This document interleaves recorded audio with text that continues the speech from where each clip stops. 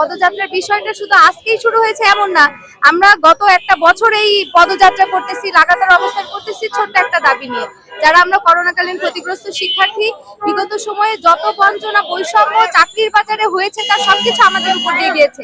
এই শিক্ষার্থীরা যাদের বয়সীমা 1990 থেকে শুরু হয়েছে, এই সকল শিক্ষার্থীরা আমরা বাংলাদেশের সকল প্রকার চাকরিতে আবেদনের সুযোগ চেয়ে আমরা প্রেস ক্লাবের সামনে লাগাতার প্রায় 90 দিন অবস্থান করেছি। তারপরেও আমাদের দাবিটা সুরাহা হয়নি।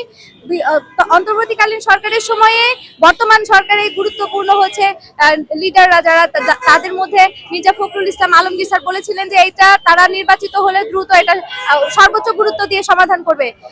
ফখরুল স্যার মার্চের 3 তারিখে এই বিষয়ে জনপ্রশাসন প্রতিমন্ত্রী বারী স্যারকে ফোন দিয়ে তার নিজের ইস্যু বলে দ্রুত সমাধান দেওয়ার কথা বলেও এটা সমাধান তারা দেননি। তো যেহেতু কালক্ষেপণ হচ্ছে, তার কারণে আমাদের কর্মসূচি চলতে